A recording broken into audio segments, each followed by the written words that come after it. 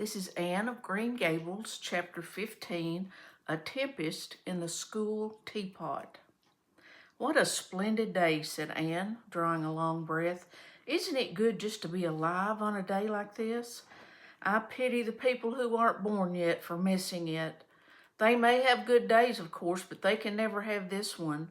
And it's splendider still to have such a lovely way to go to school by, isn't it?" "It's a lot nicer than going around by the road. That is so dusty and hot," said Diana, practically peeping into her dinner basket and mentally calculating if the 3 juicy, toothsome raspberry tarts reposing there were divided among 10 girls, how many bites each girl would have.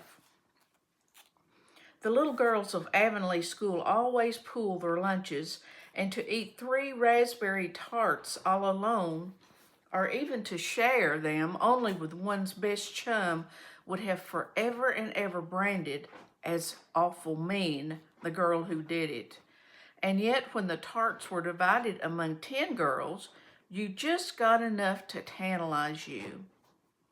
The way Anne and Diana went to school was a pretty one. Anne thought those walks to and from school with Diana couldn't be improved upon by any imagination. Going around by the main road would have been so unromantic, but to go by Lover's Lane and Willowmere and Violet Vale and the Birch Path was romantic, if ever anything was. Lover's Lane opened out below the orchard at Green Gables and stretched far up into the woods to the end of the Cuthbert farm.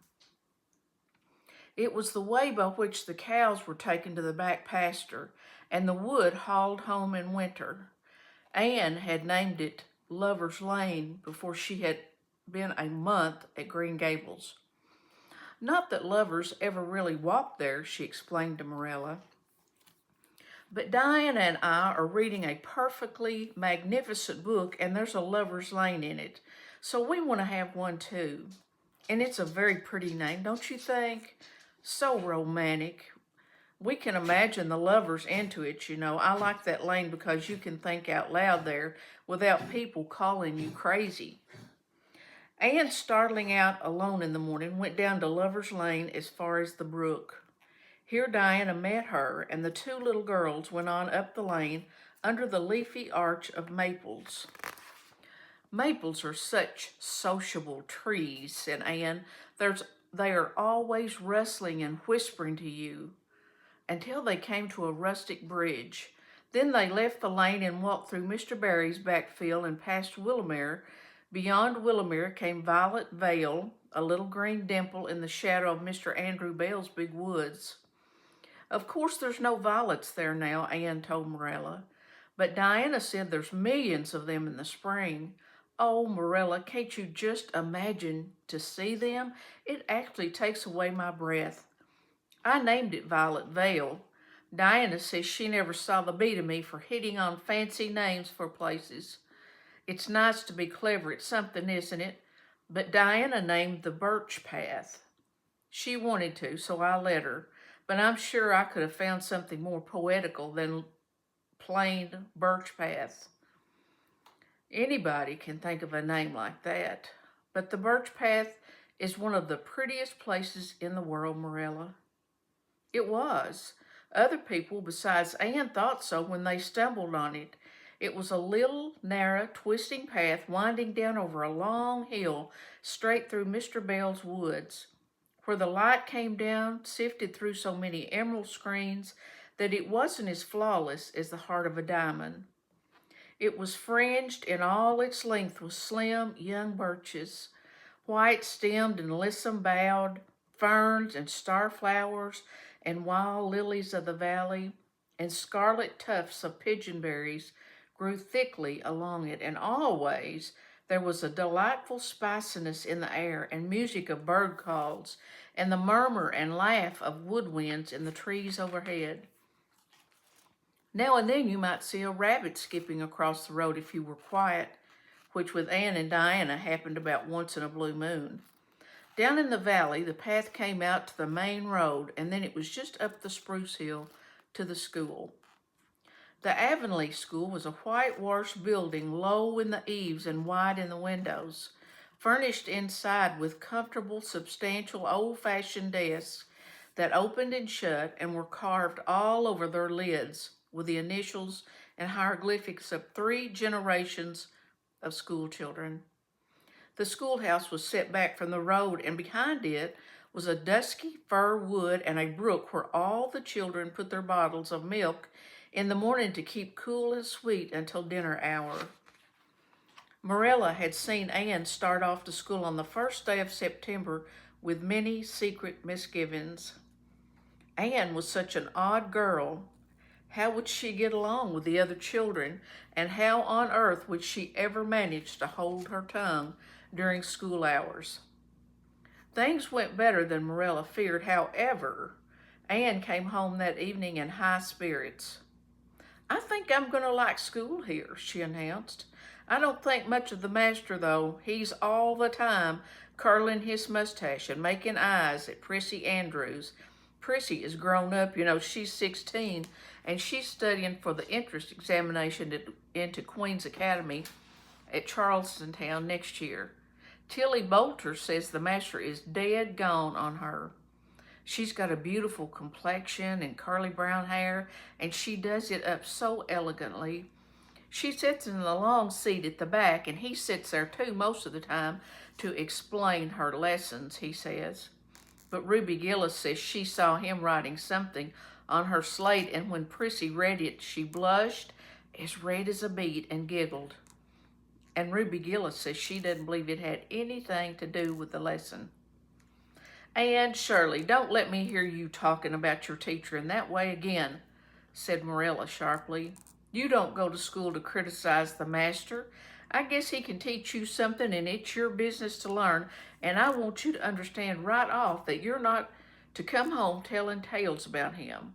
That is something I won't encourage. I hope you were a good girl." "Indeed I was," said Anne comfortably. "It wasn't so hard as you might imagine. Either I sat with Diana. Our seat is right by the window, and we can look down to the lake of shining stars. There are a lot of nice girls in school, and we had scrumptious fun playing at dinner time. It's so nice to have a lot of little girls to play with, but of course I like Diana best and always will. I adore Diana. I'm dreadfully far behind the others. They're all in the 5th book, and I'm only in the 4th. I feel that it's kind of a disgrace, but there's not one of them that has such an imagination as I have, and I soon found that out. We had reading and geography and Canadian history and dictation today. Mr. Phillips said my spelling was disgraceful, and he held up my slate so that everybody could see it, all marked over. I felt so mortified, Marilla. He might have been politer to a stranger, I think. Ruby Gillis gave me an apple, and Sophie Sloane lent me a lovely pink card with 'May I see you home' on it. I'm to give it back to her tomorrow. And Tilly Bolter let me wear her bead ring all the afternoon. Can I have some of those pearl beads off the old pincushion in the garret to make myself a ring? And oh, Marilla, Jane Andrews told me that Minnie McPherson told her that she heard Prissy Andrews tell Sarah Gillis that I had a very pretty nose. Marilla, that is the first compliment I have ever had in my life, and you can't imagine what a strange feeling it gave me. Marilla, have I really a pretty nose? I know you'll tell me the truth." "Your nose is well enough," said Marilla shortly. Secretly, she thought Anne's nose was a remarkably pretty one, but she had no intention of telling her so. That was 3 weeks ago, and all had gone smoothly so far. And now, this crisp September morning, Anne and Diana were tripping blithely down the birch path, 2 of the happiest little girls in Avonlea. "I guess Gilbert Blythe will be in school today," said Diana. "He's been visiting his cousins over in New Brunswick all summer, and he only came home Saturday night. He's awfully handsome, Anne, and he teases the girls something terribly. He just torments our lives out." Diana's voice indicated that she rather liked having her life tormented out than not. Gilbert Blythe, said Anne. Isn't it his name that's written up on the porch wall with Julia Bell's and a big take notice over them? Yes, said Diana, tossing her head, but I'm sure he doesn't like Julia Bell so much. I heard him say he studied the multiplication table by her freckles. Oh, don't speak about freckles to me, implored Anne. It isn't delicate when I've got so many, but I do think that writing take notices up on the wall about the boys and girls is the silliest ever. I should just like to see anybody dare to write my name up with the boys. Not, of course, she hastened to add, that anybody would. Anne sighed. She didn't want her name written up, but it was a little humiliating to know that there was no danger of it. Nonsense, said Diana, whose black eyes and glossy tresses had played such havoc with the hearts of Avonlea schoolboys that her name figured on the porch walls in half a dozen take notices. It's only meant as a joke, and don't you be sure your name will never be written up. Charlie Sloane is dead gone on you. He told his mother, mind you, that you were the smartest girl in school. That's better than being good looking. No, it isn't, said Anne, feminine to the core. I'd rather be pretty than clever, and I hate Charlie Sloane. I can't bear a boy with goggle eyes. If anyone wrote my name up with his, I'd never get over it, Diana Barry, but it is nice to keep head of your class. You'll have Gilbert in your class after this, said Diana, and he's used to being head of his class, I can tell you. He's only in the 4th book, although he's nearly 14. 4 years ago, his father was sick and had to go out to Alberta for his health, and Gilbert went with him. They were there 3 years, and Gil didn't go to school hardly any until they came back. You won't find it so easy to keep head after this, Anne. I'm glad, said Anne quickly. I couldn't really feel proud of keeping head of little boys and girls of just 9 or 10. I got up yesterday spelling ebullition. Josie Pye was head, and mind you, she peeped in her book. Mr. Phillips didn't see her. He was looking at Prissy Andrews, but I did. I just swept her a look of freezing scorn, and she got as red as a beet and spelled it wrong after all. Those Pye girls are cheats all around, said Diana indignantly as they climbed the fence of the main road. Gertie Pye actually went and put her milk bottle in my place in the brook yesterday. Did you ever? I don't speak to her now. When Mr. Phillips was in the back of the room hearing Prissy Andrews' Latin, Diana whispered to Anne, That's Gilbert Blythe sitting right across the aisle from you, Anne. Just look at him and see if you don't think he's handsome. Anne looked accordingly. She had a good chance to do so, for the said Gilbert Blythe was absorbed in stealthily pinning the long yellow braid of Ruby Gillis, who sat in front of him, to the back of her seat. He was a tall boy with curly brown hair, roguish hazel eyes, and a mouth twisting into a teasing smile. Presently, Ruby Gillis started up to take a sum to the master.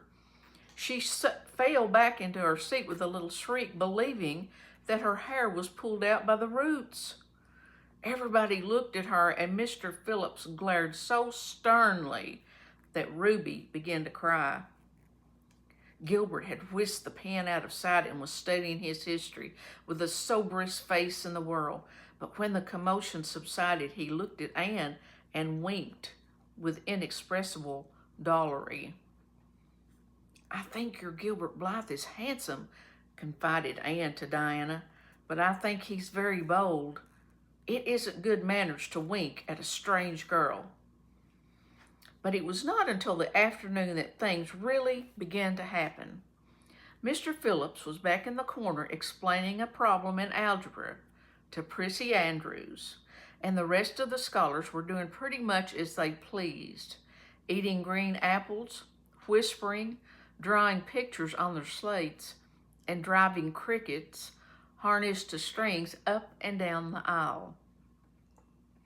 Gilbert Blythe was trying to make Anne Shirley look at him and failing utterly because Anne was at that moment totally oblivious, not only of the very existence of Gilbert Blythe, but out of every other scholar in Avonlea School and of Avonlea School itself, with her chin propped on her hands and her eyes fixed on the blue glimpse of the lake of shining waters that the west window afforded.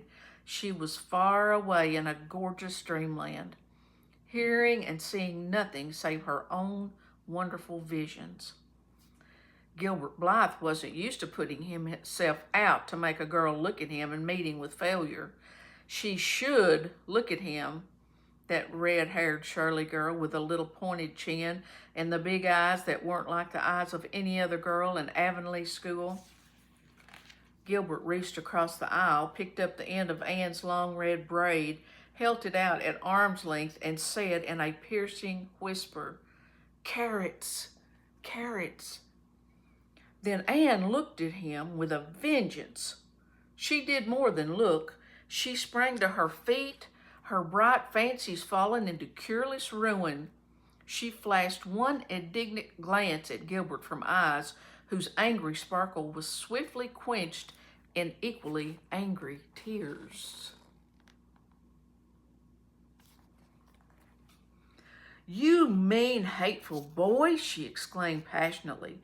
"How dare you?" And then, thwack, Anne had brought her slate down on Gilbert's head and cracked it. Slate, not head, clear across. Avonlea School always enjoyed a scene. This was an especially enjoyable one.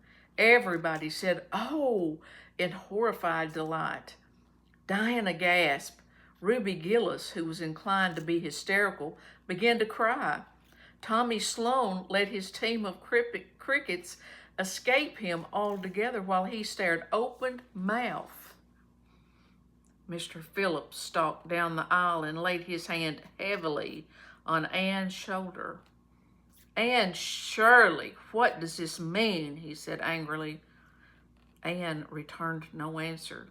It was asking too much of flesh and blood to expect her to tell before the whole school that she had been called carrots. Gilbert it was who spoke up stoutly. "It was my fault, Mr. Phillips. I teased her." Mr. Phillips paid no heed to Gilbert. "I am sorry to see a pupil of mine displaying such a temper and such a vindictive spirit," he said in a solemn tone, as if the mere fact of being a pupil of his ought to root out all evil passions from the hearts of small, imperfect mortals. "Anne, go and stand on the platform in front of the blackboard for the rest of the afternoon." Anne would have infinitely preferred a whipping to this punishment, under which her sensitive spirit quivered as from a whiplash. With a white, set face, she obeyed. Mr. Phillips took a chalk crayon and wrote on the board above her head, "Anne Shirley has a very bad temper.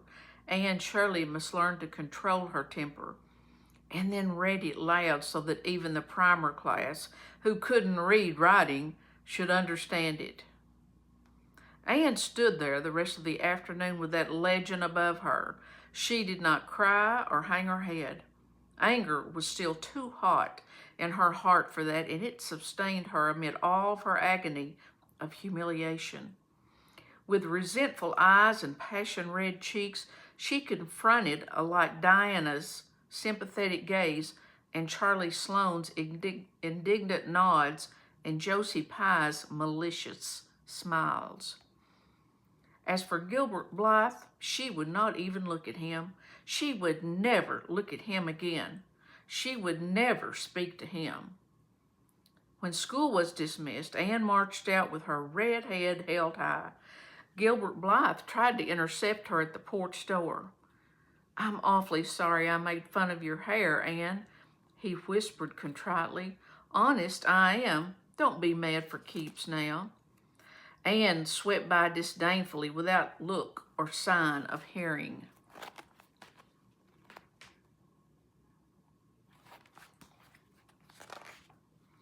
Oh, how could you, Anne?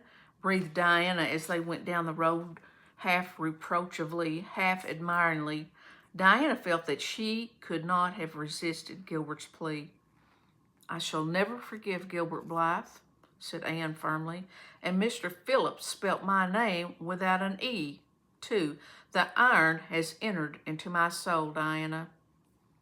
Diana didn't have the least idea what Anne meant, but she understood it was something terrible. You mustn't mind Gilbert making fun of your hair, she said soothingly. Why, he makes fun of all the girls. He laughs at mine because it's so black. He's called me a crow a dozen times, and I never heard him apologize for anything before either. There's a great deal of difference between being called a crow and being called carrots, said Anne with dignity. Gilbert Blythe has hurt my feelings excruciatingly, Diana. It is possible the matter might have blown over without more excruciation if nothing else had happened. But when things began to happen, they were apt to keep on. Avonlea scholars often spent noon hour picking gum in Mr. Bell's spruce grove over the hill and across his big pasture field. From there they would keep an eye on Eben Wright's house where the master boarded. When they saw Mr. Phillips emerging therefrom, they ran from the schoolhouse. But the distance being about 3 times longer than Mr. Wright's lane, they were very apt to arrive there breathlessly and gasping, some 3 minutes too late. On the following day, Mr. Phillips was seized with one of his spasmodic fits of reform and announced before going home to dinner that he should expect to find all the scholars in their seats when he returned. Anyone who came in late would be punished. All the boys and some of the girls went to Mr. Bell's spruce grove as usual, fully intending to stay only long enough to pick a chew. But spruce groves are seductive and yellow nuts of gum beguiling. They picked and loitered and strayed, and as usual, the first thing that recalled them to a sense of the flight of time was Jimmy Glover shouting from the top of a parochial old spruce, "Master's coming!" The girls who were on the ground started first and managed to reach the schoolhouse in time without a second to spare. The boys who had to wriggle hastily down from the trees were later, and Anne, who had not been picking gum at all but was wandering happily in the far end of the grove, waist deep among the bracken, singing softly to herself with a wreath of rice lilies on her hair, as if she was some wild divinity of the shadowy places, was latest of all. Anne could run like a deer, however. Run she did with the impish result that she overtook the boys at the door and was swept into the schoolhouse among them just as Mr. Phillips was in the act of hanging up his hat. Mr. Phillips' brief reforming energy was over. He didn't want the bother of punishing a dozen pupils, but it was necessary to do something to save his word, so he looked about for a scapegoat and found it in Anne, who had dropped into her seat, gasping for breath with her forgotten lily wreath hanging askew over one ear and giving her a particularly rakish and disheveled appearance. "And Shirley, since you seem to be so fond of the boys' company, we shall indulge your taste for it this afternoon," he said sarcastically. "Take those flowers out of your hair and sit with Gilbert Blythe." The other boys snickered. Diana turned pale with pity, plucked the wreath from Anne's hair, and squeezed her hand. Anne stared at the master as if turned to stone. "Did you hear what I said, Anne?" queried Mr. Phillips sternly. "Yes, sir," said Anne slowly, "but I didn't suppose you really meant it." "I assure you I did," still with a sarcastic inflection which all the children, and Anne especially, hated. It flicked on the raw "obey me" at once. For a moment, Anne looked as if she meant to disobey. Then, realizing that there was no help for it, she rose haughtily, stepped across the aisle, sat down beside Gilbert Blythe, and buried her face in her hands on the desk. Ruby Gillis, who got a glimpse of it as it went down, told the others coming home from school that she had actually never seen anything like it. It was so white, with awful little red spots in it. To Anne, this was at the end of all things. It was bad enough to be singled out for punishment from among a dozen equally guilty ones. It was worse still to be sent to sit with a boy, but that boy should be Gilbert Blythe was heaping insult on injury to a degree utterly unbearable. Anne felt that she could not bear it, and it would be of no use to try. Her whole being seethed with shame and anger and humiliation. At first, the other scholars looked and whispered and giggled and nudged, but as Anne never lifted her head, and as Gilbert worked fractions as if his whole soul was absorbed in them and them only, they soon returned to their own task, and Anne was forgotten. When Mr. Phillips called the history class out, Anne should have gone, but Anne did not move. And Mr. Phillips, who had been writing some verses to Priscilla before he called the class, was thinking about an obstinate rhyme still and never missed her.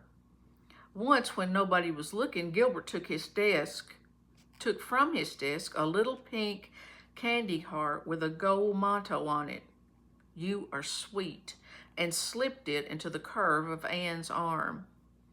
Whereupon Anne arose, took the pink heart gingerly between the tips of her fingers, dropped it on the floor, ground it to powder beneath her heel, and resumed her position without designing to bestow a glance on Gilbert. When school was out, Anne marched to her desk, took out everything therein, books and writing tablet, pen and ink, testament and arithmetic, and piled them neatly on her cracked slate. "Why are you taking all those things home?" for Anne, Diana wanted to know as soon as they were out on the road. She had not dared to ask the question before. "I'm not coming back to school anymore," said Anne. Diana gasped and stared at Anne to see if she meant it. "Will Marilla let you stay home?" she asked. "She'll have to," said Anne. "I'll never go to a school to that man again." "Oh, Anne," Diana looked as if she was ready to cry. "I do think you're mean. What shall I do? Mr. Phillips will make me sit with that horrid Gertie Pye. I know he will, because she's sitting alone. Do come back, Anne." "I'd do almost anything in the world for you, Diana," said Anne sadly. "I'd let myself be torn limb from limb if it would do you any good, but I can't do this, so please don't ask it. You harrow up my very soul." "Just think of all the fun you'll miss," mourned Diana. "We're going to build the loveliest new house down by the brook, and we'll be playing ball next week, and you've never played ball. And it's tremendously exciting. And we're going to learn a new song. Jane Andrews is practicing up now, and Alice Andrews is going to bring a new Pansy book next week, and we're all going to read it out loud, chapter about, down by the brook. And you know you were so fond of reading out loud, Anne." Nothing moved Anne in the least. Her mind was made up. She would not go to school to Mr. Phillips again.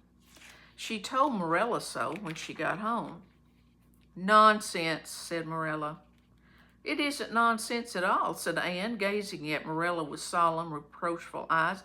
"Don't you understand, Marilla? I've been insulted." "Insulted fiddlesticks. You'll go to school tomorrow as usual." "Oh, no," Anne shook her head gently. "I'm not going back, Marilla. I'll learn my lessons at home, and I'll be as good as I can be and hold my tongue all the time, if it's possible at all. But I will not go back to school, I assure you." Marilla saw something remarkably like unyielding stubbornness looking out of Anne's small face. She understood that she would have trouble in overcoming it, but she resolved wisely to say nothing more just then. "I'll run down and see Rachel about it this evening," she thought. "There's no use reasoning with Ann now. She's too worked up, and I've an idea she can be awfully stubborn if she takes the notion.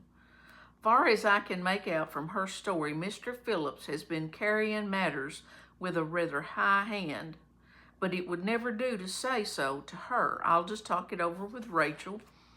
She's sent 10 children to school, and she ought to know something about it. She'll have heard the whole story, too, by this time." Marilla found Mrs. Lynde knitting quilts as industriously and cheerfully as usual. "I suppose you know what I've come about," she said, a little shamefacedly.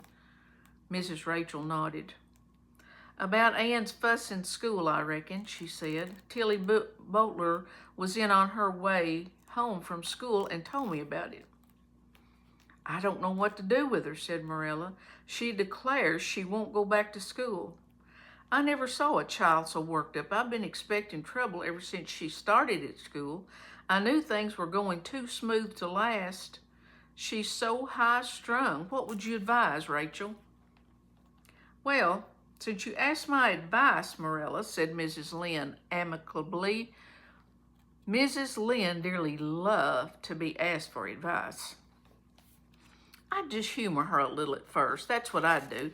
It's my belief that Mr. Phillips was in the wrong. Of course, it doesn't do to say so to the children, you know, and of course he did right to punish her yesterday for giving way to temper. But today it was different. The others were late. Should have been punished as well as Ann, that's what. And I don't believe in making the girls sit with the boys for punishment. It isn't modest." Tilly Boulter was real indignant. She took Ann's part right through and said all the scholars did too. "Ann seems real popular among them. Somehow I never thought she'd take with them so well." "Then you really think I better let her stay home?" said Marilla in amazement. "Yes. That is, I wouldn't say school to her again until she said it herself. Depend upon it, Marilla, she'll cool off in a week or so and be ready to go back on her own accord. That's what, while if you were to make her go right back off, dear knows what freak of tantrums she'd take next and make more trouble than ever. The less fuss made, the better, in my opinion. She won't miss much by not going to school as far as that goes. Mr. Phillips isn't any good at all as a teacher. The order he keeps is scandalous, that's what, and he neglects the young fry and puts all of his time on those big scholars he's getting ready for Queens. He'd never have got the school for another year if his uncle hadn't been a trustee. The trustee, for he just leads the other two around by the nose, that's what. I declare I don't know what education in this island is coming to."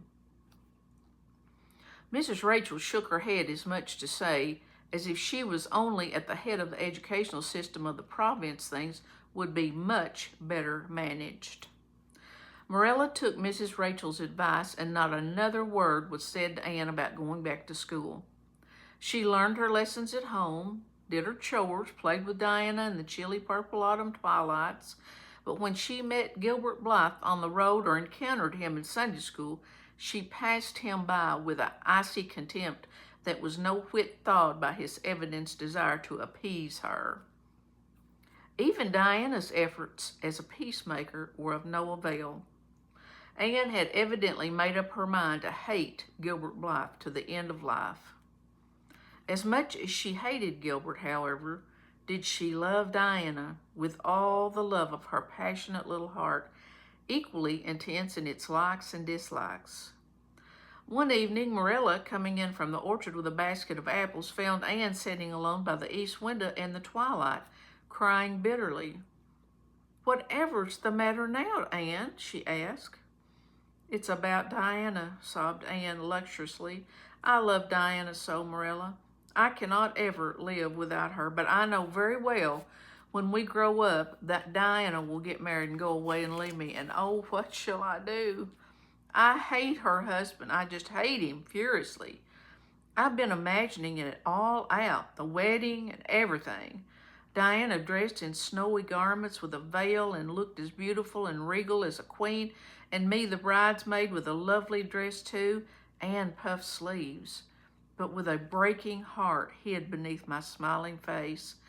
And then bidding Diana goodbye, here Anne broke down entirely and wept with increasing bitterness. Marilla turned quickly away to hide her twitching face, but it was no use. She collapsed on the nearest chair and burst into such a hearty and unusual peal of laughter that Matthew, crossing the yard outside, halted in amazement. When had he heard Marilla laugh like that? "Well, Anne Shirley," said Marilla as soon as she could speak, "if you must borrow trouble, for pity's sake borrow it handier home. I should think you had an imagination, sure enough." End of chapter 15.